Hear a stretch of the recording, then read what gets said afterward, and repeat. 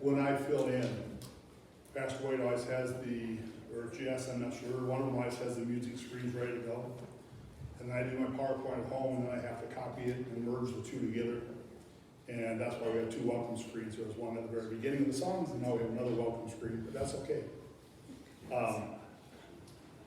Today, we're going to be talking about the sermon I titled Excess Baggage.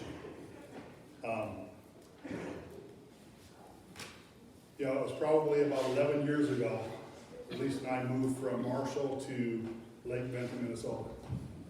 And we thought we had almost everything moved. One more load, and Judd and I went over there, and Judd helped me. I think about 1 in the morning, I said, Judd, if you work tomorrow, if you have to go home, go home. No, I'm fine. But do you mind if we take a break and run to McDonald's? So we ran to McDonald's, got something to eat. I didn't work till 2 or 3 in the morning. And our last load kind of looked like the Clampets. It was a trailer, a 5x10 trailer full of stuff that probably hadn't been used for years. And it literally was strapped down and just, if I make it there, it'll be amazing. It was, stuff from under the bed, stuff from, we had a split level house, and underneath the stairway, and where we walk in, there's about a 4x4 area, 4 foot high, that went like 15 feet. Boy, did that whole lot of stuff. And all this stuff got piled on and piled out. Probably most of it ended up in the dumpster before we were done, because it was just stuff we never used. It was excess baggage. How many like to travel? I'd love to go to Alaska or Hawaii. I mean, we traveled. We had a beautiful vacation in Montana. We went through Yellowstone, went through Glacier, went through Teddy Roosevelt National Park. Spent about 9 days or so on the road and seeing these parks and seeing all kinds of wildlife and all kinds of God's beauty. And we had a good time. But I'd love to go to Alaska. I'd love to go to Hawaii. Haven't seen the Grand Canyon, haven't seen Niagara Falls. Somehow my kids have seen most of these things. I don't know why that is. I still travel a lot for work, but it's all in the Midwest. Last week I put on 1,100 miles. That's unusual. I usually don't put on quite that many, but schools are starting to have to get to a lot of places. Whenever I get ready to go, I pack a bag. Always the same suitcase. I always put in my clothes. I always put an extra pair of underwear, extra pair of socks, extra shirt, just in case. Got a white shirt like this, you spill one bite from McDonald's on it, and it's not very white anymore. So when I come home, I take out my dirty clothes, put them in the hamper. Lisa's treats me very well, always has my clothes ready to go, folded, put away. And I repack my bag. And after 3 or 4 or 5 trips, also there's not much underwear or socks left in my drawer. And it's like, well, where's all my underwear and socks? Well, when I put those extra ones in, I don't take them out. So every time I pack an extra one, pretty soon I got 17 pairs of underwear in my suitcase. Extra baggage. Pretty soon there's not enough room for the stuff that we need to fit in that suitcase. And our life can be that way. Sometimes there's so much excess baggage, we don't have the room for the stuff we need because we're dealing with this excess baggage. We all carry some kind of baggage, spiritual, relational. Some of us are on fault, some not. And the first step to it is to acknowledge it. When I think about that, I think of some friends we had in Lincoln. They were good people. They had 2 kids, little girl, little boy. Jess was friends with the girl. We knew the family, and they're going to go through a divorce. And instead of fighting over who gets the kids, they're fighting over who had to take the kids. And I don't know what type of baggage the parents had. I don't know what they had experienced in their life. I don't know. But it's easy for us to judge and think, how could you fight over not wanting to take the kid? How could you not want to take the kids? And what type of baggage did that place on these kids? If they knew about it, I'm sure they had to sense something, But I think about that, that's going to create excess baggage for generations. It gets passed on. What is excess baggage?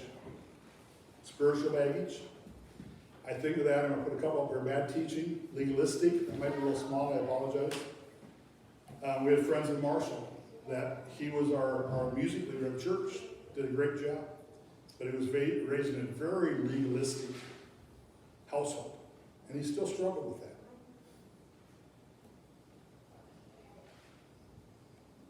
with that. Judgmental. A bad experience. I know several people that'll talk about, yeah, I used to go to church, but, and something they experienced made them not want to attend anymore. You know, we all have had experiences that are good and bad. Problem with God. God, why do you allow this to happen? God, why me? Why do they have everything and I have nothing? Why do I have to go through these things? Whatever the case is. You know, I look around and I know some of the difficulties some of you have experienced, you know, in a lot of different areas. And we could turn our back on God. Say, God, life's not fair, you're not treating me right.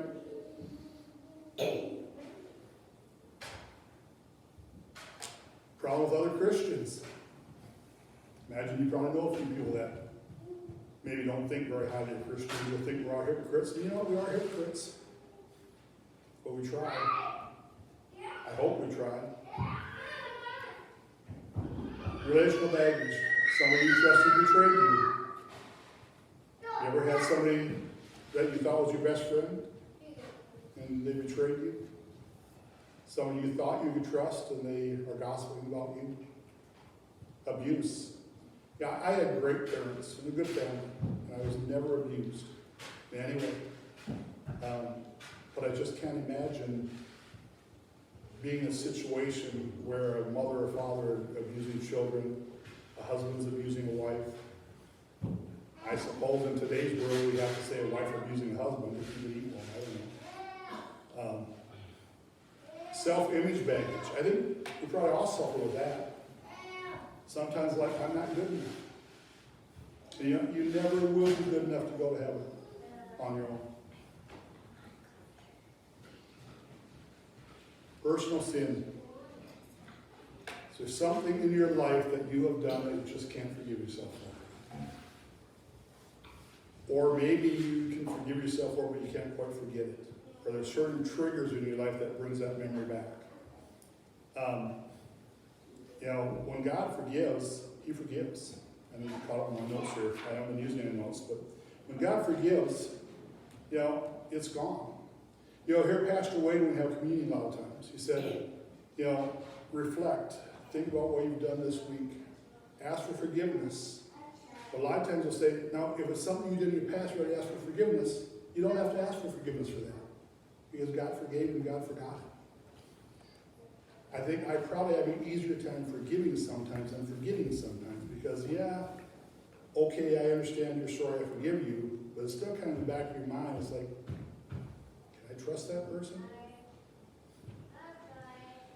I have two videos. One was pretty long, about 10 minutes, and I usually keep them 4 or 5 minutes. And this was about 10 minutes. The second one's at the very end. Maybe we won't use it depending on time, because they're similar. But here's a video. By the way, technology is going to be great today, I hope. Last time, if you remember, I struggled with the videos didn't play right. I actually brought a laptop in from home, got the adapter I need for HDMI and all that good stuff, and tried it, and it appeared to work fine. So the good news is we do have a new laptop that's on move. It's at my house right now. I have to get the software loaded, etc., and then Jessica has to set a few things up. And Jessica Merrill, not this Jessica, don't panic. And then we'll be smooth, hopeful. So let's try this video. I don't hear sound. I probably means I forgot to plug a jack in, so I'll go back and restart. That's my fault, not technology. I think.